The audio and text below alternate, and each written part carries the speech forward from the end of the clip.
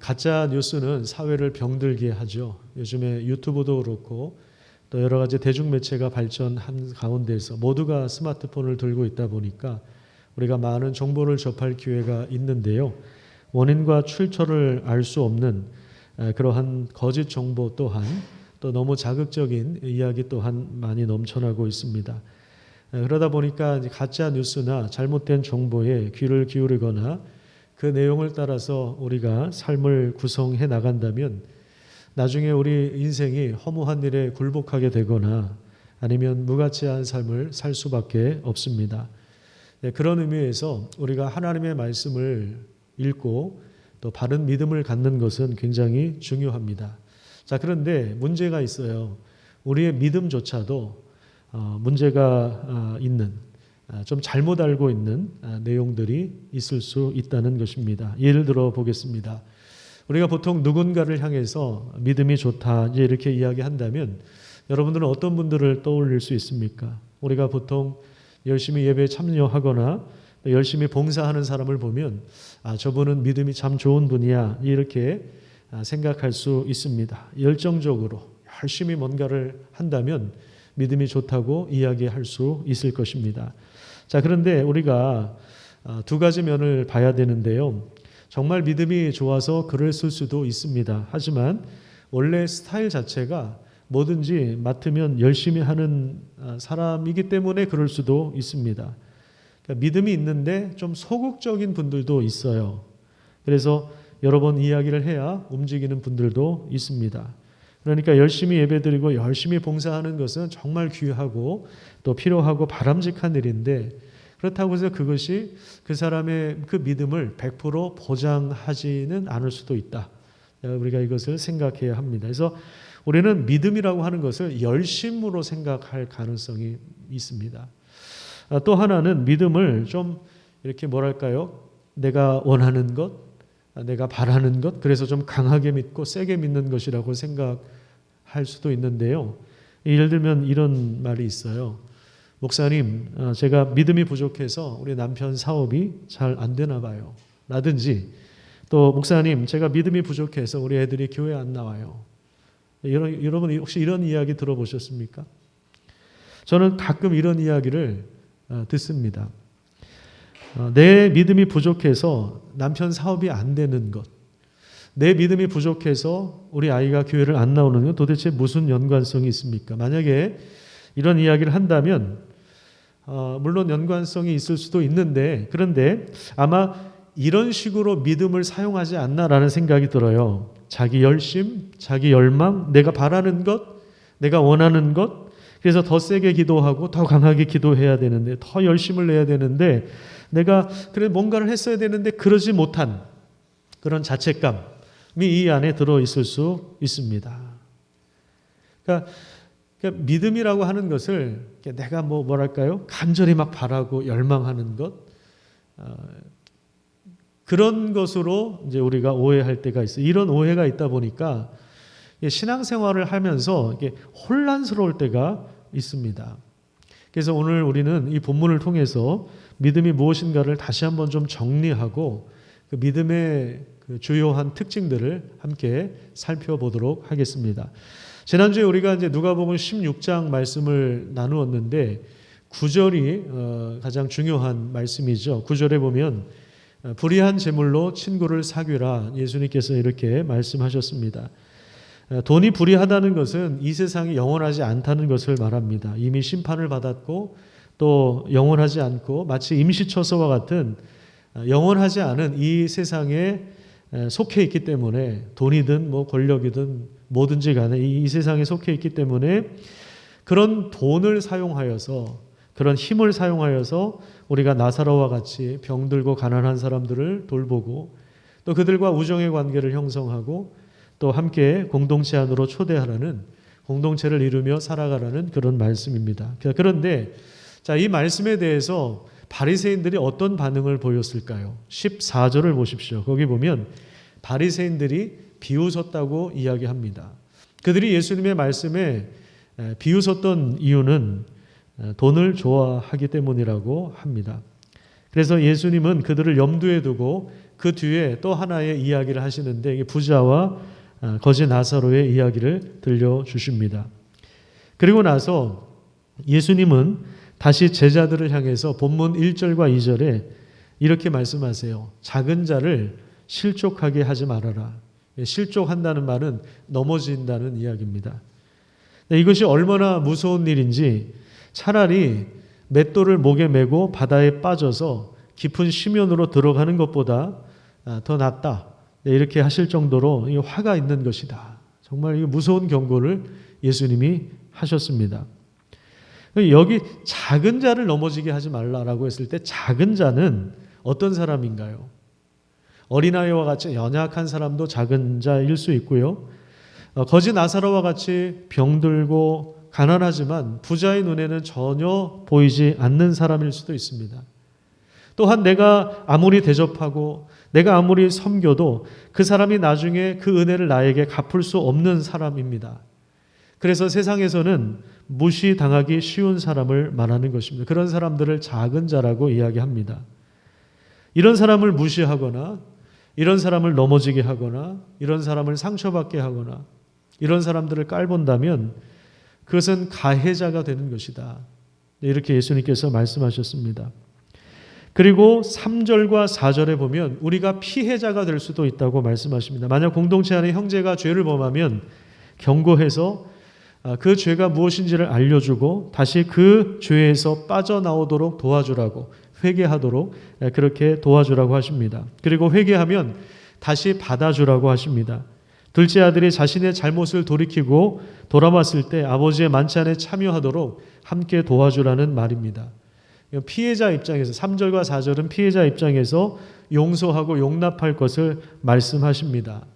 자, 부자와 거지 나사로의 이야기부터 지금 이 7장 1절부터 4절까지 이 말씀을 쭉 들은 제자들이 예수님께 이렇게 요청을 합니다. 5절에 보면 예수님, 우리에게 믿음을 더해 주십시오.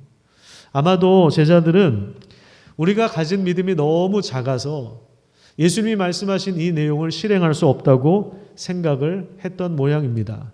거지 나사로를 돌보는 일, 작은 자를 무시하지 않고 그들을 넘어지지 않게 하는 일, 죄를 범한 형제를 다시 용납하고 받아들이는 일, 계속해서 한두 번을 할 수 있지만 계속해서 그를 용납하고 받아들이는 일, 그러기 위해서는 우리가 더 많은 믿음이 필요한 것이 아닐까 제자들이 그렇게 생각을 했던 모양입니다. 그래서 제자들이 예수님께 예수님 우리에게 믿음을 더해 주십시오. 우리에게 더 큰 믿음을 주십시오. 이렇게 요청을 한 것입니다. 그런데 예수님은 이에 대해서 이렇게 말씀하십니다. 6절 말씀을 우리 같이 한번 읽어보도록 하겠습니다. 시작.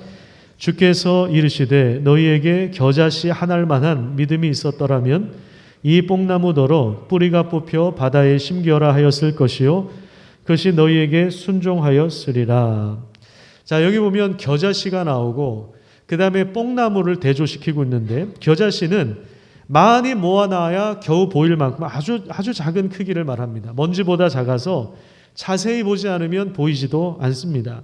그리고 누가 훅 불면 쉽게 날아가 버리는 아주 작은 것이 겨자씨입니다.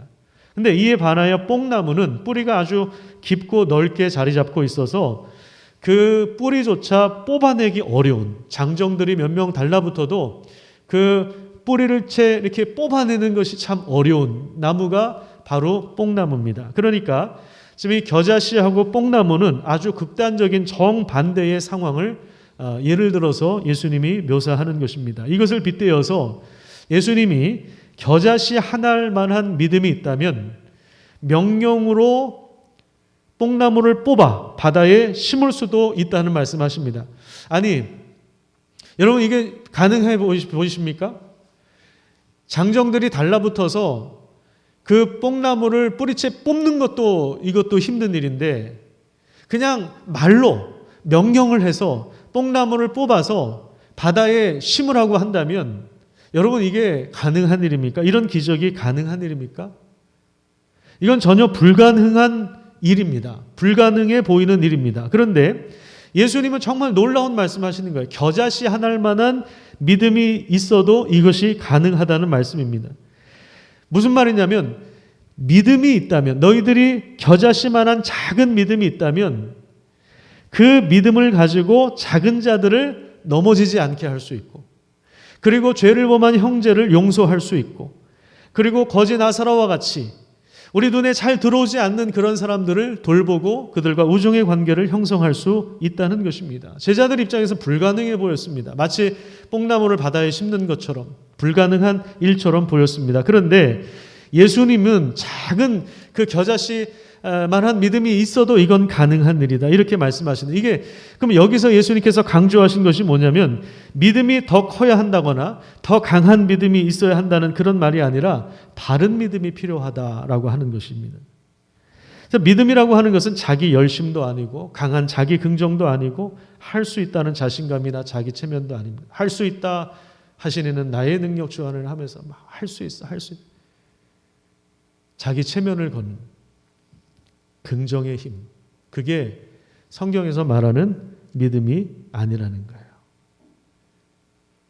옛날에 그 부흥회 때 보면은 목사님들이 안수기도 할 때 얼마나 세게 하셨습니까? 그죠? 저도 어렸을 때 생각이 나는데, 그래서 별로 이렇게 기도 받고 싶지가 않을 정도로 너무 막 세게 하니까 또 침도 튀어가면서 믿습니다, 믿습니다, 막 이런 식으로 하니까, 그리고 막 등도 때리고 막 그러니까 너무 아픈 거예요. 강도사 그 훈련 받는 3박 4일 동안 해야 되는 게 있는데, 목사 안수 받기 위해서 그 절차가 있어요. 마지막 때 밤마다 막 이렇게 막 집회하고 그러잖아요. 그때 이제 교단 목사님들이 와가지고 막 통성기도 시키고 막 거기서 막 기도하는, 옛날에 조성훈 목사님 그런 얘기 하시더라고요. 김준호 강도사님하고 그때 이제 같이 강도사 훈련 갔는데, 거기서도 막 저기 앞에서부터 오니까 막 때리더래요. 때리니까 뒤에서 도망 나왔다고 그런 얘기. 그 얘기가 생각나네요. 강하게 믿고 믿습니다, 침도 튀어가면서. 그게 뭐냐면 강한 자기 그 긍정이거든요. 자기 막 체면을 거는, 믿습니다 하면서 막 이렇게 체면을 거는데, 성경에서 말하는 믿음은 강한 자기 긍정이 아니라, 할 수 있다는 자신감을 심어주는 게 아니라 자기 체면도 아니라는 거예요. 그러면 성경에서 말하는 믿음은 무엇일까요? 성경에서 말하는 믿음은 하나님이 시작하신 일을 받아들이는 것입니다. 한번 따라서 볼까요? 하나님이 시작하신 일을 받아들이는 것. 그래요. 이게 믿음이에요. 하나님이 시작하신 일을 받아들이는 것. 그래서 믿음은 그 믿음의 대상이신 하나님에 대한 신뢰를 말하는 것이지, 내 믿음의 크기가 얼마나 중요하냐 이걸 따지자는 게 아닙니다. 그래서 겨자씨만한 작은 믿음이 있어도 가능하다. 형제를 용서하는 게 가능하다. 예수님이 이렇게 말씀하신, 우리는 자꾸 큰 믿음을 달라고 하는데 그게 아니에요. 믿음의 크기가 중요한 게 아니라 하나님이 누구신지 아는 것, 하나님이 그리스도 안에서 어떤 일을 시작하셨는지 아는 것, 이것이 바로 믿음의 본질이라고 하는 것입니다. 이 믿음을 갖고 있는 사람들에게는 주요한 특징들이 나타나는데, 그 믿음의 특징을 잘 드러내는 사건이 11절부터 나옵니다. 11절부터 보면은 나병 환자 10명이 멀리 떨어져서 예수님께 소리를 질러요. 우리를 좀 고쳐주십시오 하면서 아주 절박하게 소리를 지릅니다. 이 나병은 일종의 이제 피부 질환을 말하는 것인데, 플러스 우리가 알고 있는 한센병을 말합니다. 그래서 이 병에 걸린 사람들은 종교적으로 부정환자로 규정되었고, 그리고 전염성이 강해서 공동체 바깥에서 격리되어 살았습니다. 불치병이었기 때문에 한번 걸리면 평생 격리되어 살아야 했습니다. 공동체에서 소외된 삶을 살아야 했던 것이죠. 2주만 자가 격리하고 다시 복귀하는 것이 아니라 계속 소외된 삶을 살았던 것이죠. 그러니까 사실 이 나병 환자들의 삶은 비참했어요. 죽은 것이나 마찬가지. 왜냐하면 부정한 자니까. 하나님에 대하여 죽은 자이고, 또 공동체와 이웃에 대하여도 부정한, 소외되어 있기 때문에 죽은 자와 다름이 없었고 제사에도 참여할 수가 없었습니다. 아마도 10명의 나병 환자는 예수님에 대한 소문을 들었던 것으로 보입니다. 저분이 귀신도 쫓아내셨고 저분이 보이지 않는 사람도 눈을 뜨게 하셨고 심지어 나인성 과부의 그 죽은 아들도 다시 살리셨다는 오병이어의 기적을 일으키셨다는 이런 아마 소식을 들었을 것입니다. 그러니까 저기 예수님이 지나가신다는 이야기를 듣고 가까이 가지 못하고 저 멀리서 예수님께 소리를 질러서 간절하게 도움을 요청했던 것입니다. 예수님은 그들에게 이렇게 말씀하십니다. 가서 제사장들에게 너의 몸을 보여라. 자, 이거는요 무슨 절차냐면 다시 몸이 깨끗해졌을 때 공동체로 복귀하는 과정입니다. 제사장이 그 몸이 깨끗해졌다는 것을 보고 이 사람은 이제 부정한 것에서 해방되었다 이렇게 선언을 하면 이 사람은 다시 공동체로 복귀할 수 있어요. 다시 예배도 드릴 수가 있습니다. 그 절차를 말하는 거예요. 그런데 이 사람들이 제사장을 만나러 가다가 이 몸이 깨끗해졌다는 사실을 발견합니다. 깨끗함을 받았습니다. 그리고 나서 그중 한 사람이 다시 돌아와요. 하나님께 영광을 돌리고 나서 그 다음에 예수님의 발 앞에 엎드려 그리고 감사를 고백합니다. 예수님이 말씀하십니다. 10명인데 한 사람만 왔구나. 그 한 사람은 유대인들이 그렇게 미워하던 사마리아 사람입니다. 이방인 한 사람만 돌아와서 하나님께 영광을 돌리고 예수님 발 아래 엎드려 감사의 고백을 했던 것입니다. 특별히 누가복음이 이런 부분들을 드러내는 거예요. 그 사마리아 사람, 선한 사마리아 사람 비유도 이야기하고 여기서도 이제 사마리아 사람이 돌아와서 감사한 이야기도 하고 처음에 그 여인의 노래가 나오잖아요. 그 마리아의 노래, 마리아의 찬가가 나오기도 하고 여성들, 그 소외받았던 여성들, 어린아이들, 가난한 자들, 세리와 창녀와 죄인들, 또 이방인들, 사마리아 사람들 이런 사람들에게 복음이 전파되고 있고 이들도 구원의 은혜에 참여하고 있다. 누가복음은 특별히 이런 소외된 사람들, 가난한 사람들 여기에 조금 더 포커스를 맞춰서 복음서가 기록되어 있는데요. 그래서 이 사마리아 사람이 이제 돌아와서 감사의 고백을 한 거예요. 이에 대해서 예수님이 19절에 이렇게 말씀하세요. 일어나 가라, 내 믿음이 너를 구원하였느니라. 여기서 믿음이라고 하는 것은 큰 믿음이나 센 믿음을, 강한 믿음을 말하는 것이 아니라 예수 그리스도의 말씀 그 자체를 말하는 것입니다. 예수 그리스도를 믿는 믿음이 구원 사건을 일으켜 불치병을 치료한 것입니다. 이 사람은 비록 외국인이었지만 하나님의 은혜가 자기 눈앞에 있는 예수 그리스도를 통해서 자기에게 역사하셨다는 사실을 인식했습니다. 그걸 인정했습니다. 하나님이 예수 그리스도를 통해서 무엇인가 지금 일을 하고 계시는구나 이것을 알아챈 것입니다. 그리고 그 발 아래 엎드리는 거예요. 그 발 아래 엎드렸다는 것은 복종의 자세를 취한 것입니다. 그분이 그냥 나의 병만 치료하신 분이 아니라 나의 주님이시구나 이것을 고백한 거예요. 그리고 감사를 고백합니다. 감사를 고백했다는 건 뭐냐면 하나님이 행하신 일을 인정하는 것이죠. 인정하고 믿음을 표현한 것입니다. 우리는 여기서 믿음의 중요한 특징을 한 가지 발견할 수 있는데 그건 뭐냐면 하나님이 행하시는 일을 받아들이고 하나님의 은혜가 그리스도 안에서 활동하고 있다는 사실을 깨닫고 감사를 고백하는 것입니다. 정말 믿음이 있는 사람, 어떤 사람일까요?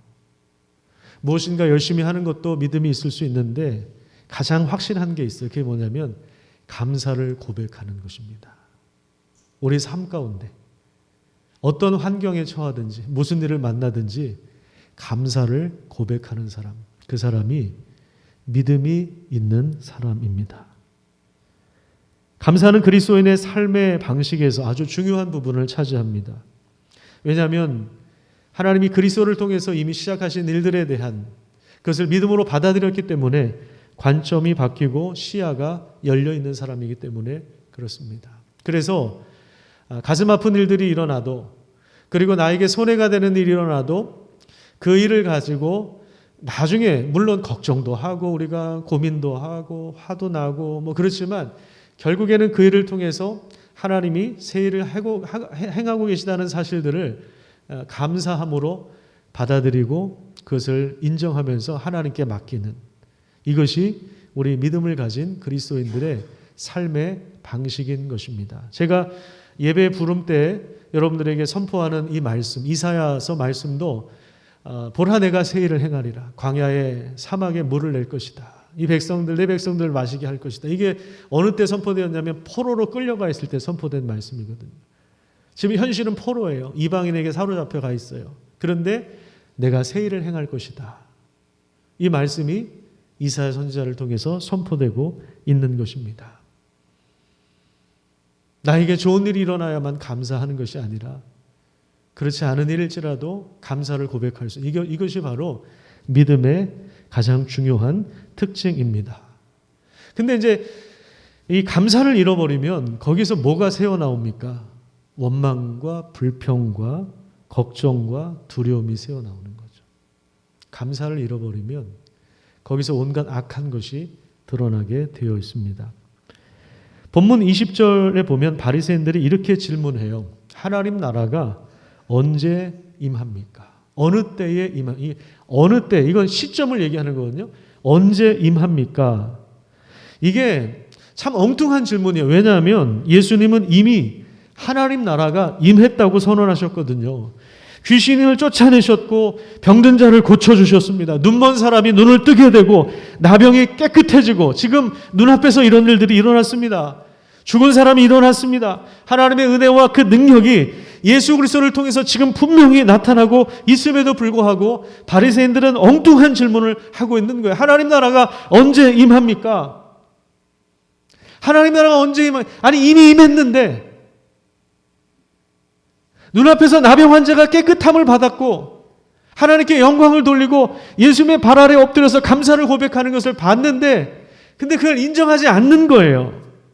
그래서 예수님이 이렇게 말씀하세요. 20절부터 보면 20절 후반부에 보면 이렇게 말씀하세요. 하나님 나라는 볼 수 있게 임하는 것이 아니요 또 여기 있다 저기 있다고도 못하리니 하나님의 나라는 어디 있다고요? 하나님 나라는 너희 안에 있느니라. 지금 바리새인들을 향해서 너희 안에 있다 이 말은 바리새인들의 마음속에 있다 그런 얘기가 아닙니다. 지금 돈을 좋아하는 이 사람들이 예수님의 말씀을 비웃고 하나님이 하신 일을 인정하지 않는 이 바리새인들에게 무슨 하나님의 나라가 그 마음속에 있겠습니까? 그래서 바리새인들의 마음속에 있다 그런 말이 아니라 하나님 나라가 너희 안에 있다라고 하는 이 말은 바리새인들 가운데 둘러싸인 상태에서 말씀하시는 예수 그리스도를 말씀하시는 거예요. 예수님을 통해서 이 땅에 하나님 나라가 이미 왔고 예수 그리스도를 통해서 하나님의 통치와 그 능력이 이 세상에서 지금 실현되고 있다라고 하는 것을 예수님 말씀하시는 거예요. 너희 안에 있는, 너희 가운데 있느니라. 너희들 지금 예수님 둘러싸고 있는데 바리새인들 그 안에 예수님이 계신데 너희 안에 하나님 나라가 있다. 나를 통해서 그 나라가 이미 왔다. 그 얘기예요. 나병 환자는 이 능력을 실제로 경험하고 하나님께 영광을 돌리고 예수님의 발 앞에 엎드려 예배를 드리며 감사를 고백했는데 바리새인들은 여전히 눈앞에서 예수 그리스도를 인정하지 않는 거예요. 하나님 나라를 보지 못한 것이죠. 우리는 여기서 한 가지 중요한 것을 발견하게 됩니다. 하나님 나라는 인간의 열심이나 어떤 예산이나 숫자나 활동에 근거하여서 이루어지는 것이 아니라는 것입니다. 로마 정부를 뒤집어 엎고 모든 부패 세력을 청산하고 다윗처럼 강력한 정부를 구성하고 군사력을 통해서 로마 정부를 전복시켜서 이루어지는 나라가 아니라는 거예요. 하나님 나라는 이미 예수 그리스도를 통해서 이 땅에 임했습니다. 예수님이 하나님 나라가 이미 임했다. 하나님 나라가 가까이 왔다. 회개해라. 예수님께서 이렇게 말씀하셨고 선포하셨습니다. 자, 이것은 마치 이와 같아요. 예전에도 한번 제가 이 그림을 통해서 설명을 드린 적이 있었는데요. 이렇게 생각하시면 됩니다. 이건 참 100% 맞는 예는 아니지만 여러분들의 이해를 돕기 위해서 참 좋은 예라고 생각하는데 메가더 장군의 인천 상륙 작전을 한번 생각해 보세요. 중공군이 북한과 합세하여서 남쪽으로 쫙 밀고 들어오잖아요. 수세에 몰렸다가 막 쭉 밀고 들어오죠. 그래서 낙동강 유역까지 완전히 점령을 다 해버리잖아요. 이제 부산까지 집어삼키면 한반도 전체가 다 공산화되는 그런 상황 속에서 인천 상륙 작전을 감행한 것입니다. 이건 뭐냐면 한반도의 허리를 끊어버리는 거예요. 한반도의 허리에 상징성이 있습니다. 인천이라고 하는. 그리고 수도 서울로 진입하는 그러한 장소이기도 하고요. 이건 뭐냐면 이 복음로를 차단하는 거예요.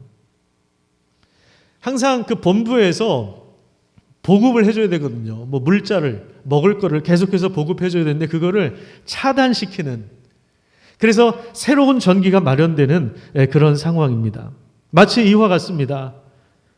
한반도에 이 인천 상륙 작전을 통해서 새로운 전기가 마련된 것처럼 지금 우리가 살고 있는 세상, 불의한 재물이라고 해서 말씀하시는 불의한 재물이 판치고, 그리고 거지 나사로가 부자의 외면을 받아서 비참하게 죽어가는 이 땅에 사람들이 질병에 걸리고 우울증에 시달리고, 사람들이 자살을 선택하고, 노인 빈곤율이 50%에 육박하는, 무슨 얘기입니까? 우리나라 노인들은 52명 중에 한 분은 다 가난하다라는 거예요.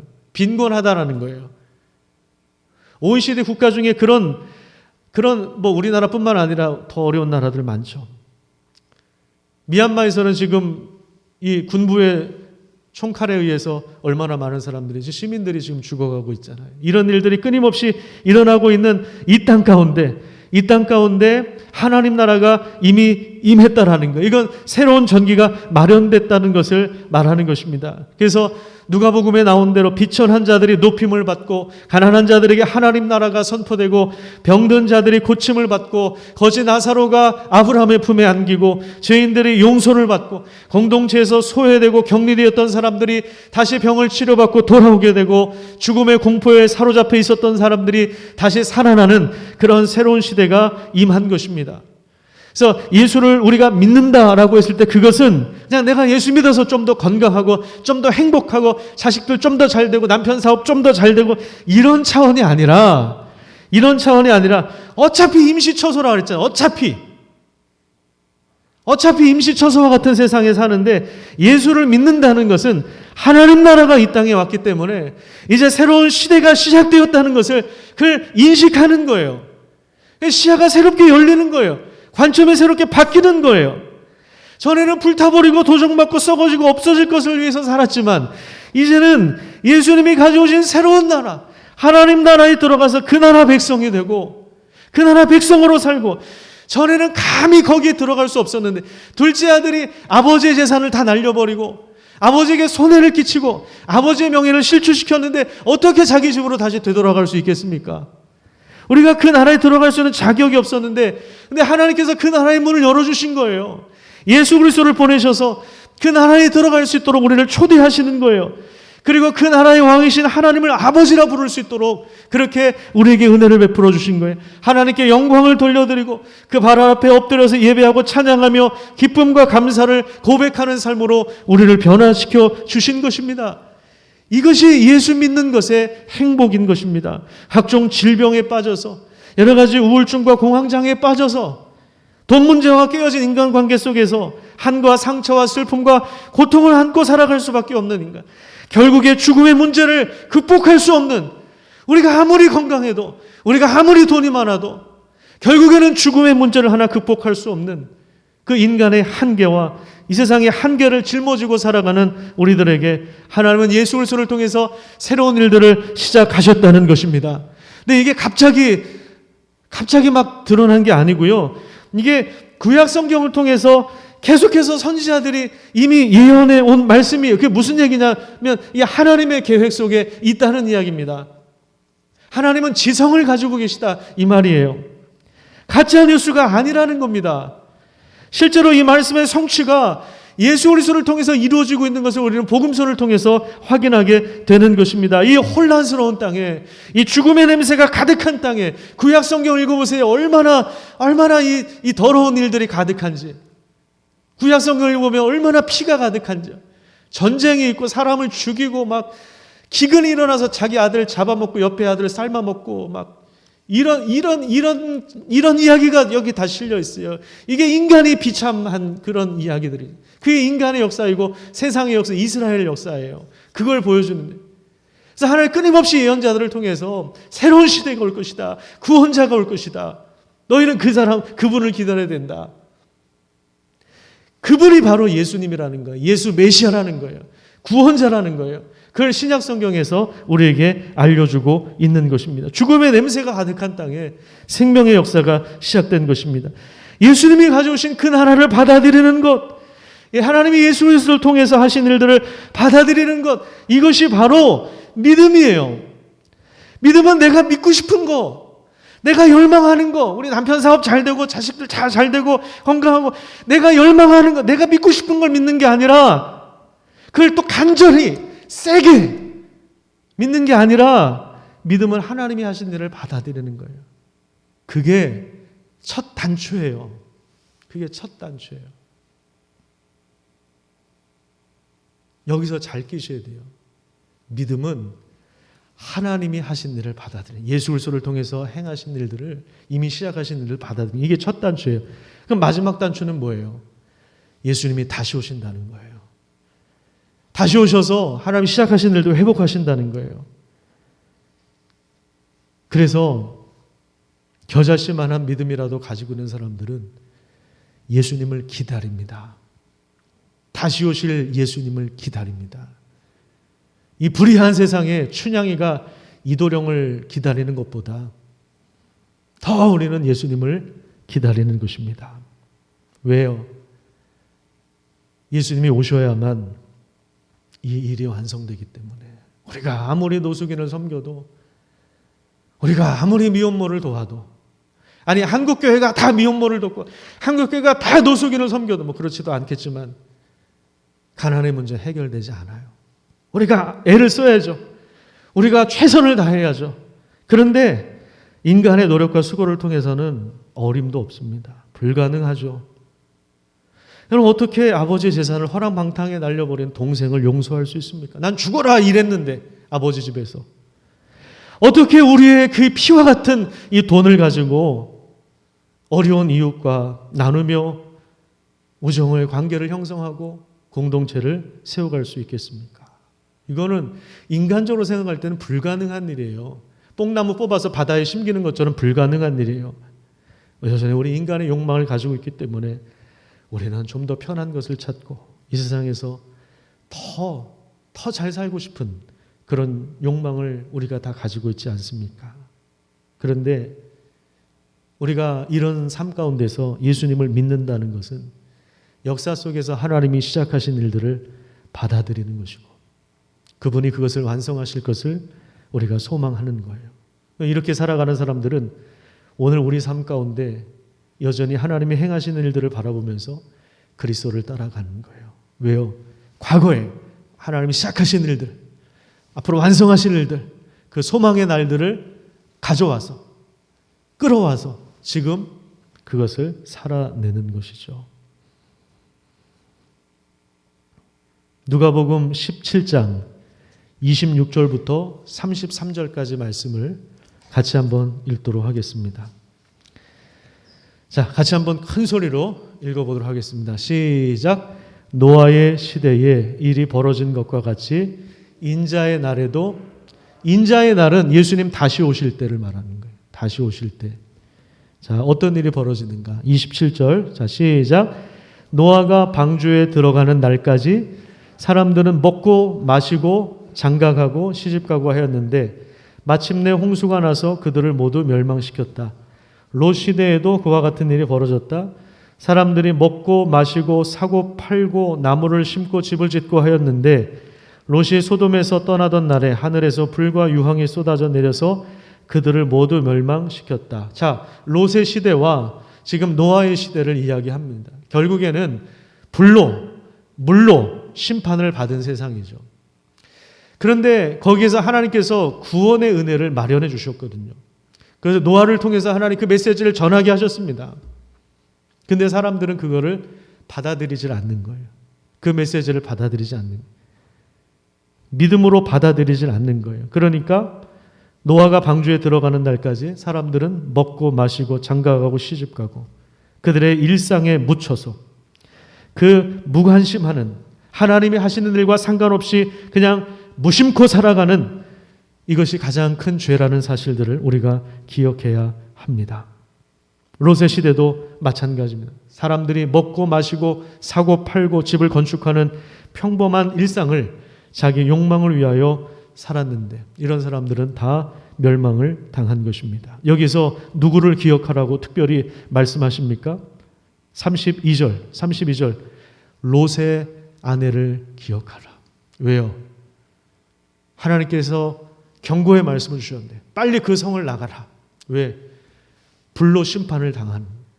빨리 나가야 되는데 나가다가 어떻게 하는 거예요? 자꾸만 돌아보는 거예요. 왜? 아깝거든요. 청약 통장도 있고 적금도 깨야 되고 집값도 많이 올랐는데 아까운 거죠. 자꾸만 돌아보는 거예요. 자꾸만 미련을 갖는 것입니다. 하나님의 말씀과 상관없이 하나님이 이미 그리스도를 통해서 행하신 일들과 상관없이 무심코 살아가는 우리의 일상이 가장 큰 죄라는 사실을 우리는 기억해야 합니다. 그래서 33절에 예수님은 우리 모두에게 이렇게 말씀을 주십니다. 자기 목숨을 보존하려고 애쓰는 사람은 잃을 것이며 목숨을 잃는 사람은 보존할 것이다. 결국 믿음의 차이가 승부를 결정하게 됩니다. 겨자씨처럼 아주 작아 보여도 하나님 나라를 이 땅에 가져오신 예수 그리스도, 다시 오셔서 그 나라를 완성하실 예수 그리스도를 믿고 있습니까? 큰 믿음이 아니어도 좋습니다. 겨자씨만한 작은 믿음이라도 여러분 있으십니까? 어떤 전문가가 그런 이야기를 하더라고요. 이제 코로나 시대에는 키워드를 격차로 표현하는 격차로. 코로나 시대의 특징, 격차가 벌어진다는 거예요. 애들 교육 격차 벌어지고 있죠. 돈에 대해서도 격차가 벌어진다는 거예요. IMF 때도 양극화가 완전히 일어났는데 이 격차가 더 벌어진다. 나라와 나라 사이도 마찬가지. 한 나라 안에서도 격차가 계속해서 벌어진다는 거예요. 격차가 승부를 가른다. 근데 저는 성경을 읽어보니까 그건 항상 있어 왔던 거고 새로울 게 없는 거고 믿음이 결국에는 승부를 가른다라는 거예요. 믿음의 격차. 겨자씨만한 작은 믿음이라도 우리에게 그것이 있는가? 정말 그리스도를 우리가 믿고 있는가? 그분을 따르고 있는가? 그분이 우리의 주님이신가? 오늘 해가 가기 전에 여러분 꼭 점검하시기를 부탁드립니다. 왜냐하면 하나님은 오늘 밤에도 우리의 생명을 취하여 가실 수 있기 때문에 그렇습니다.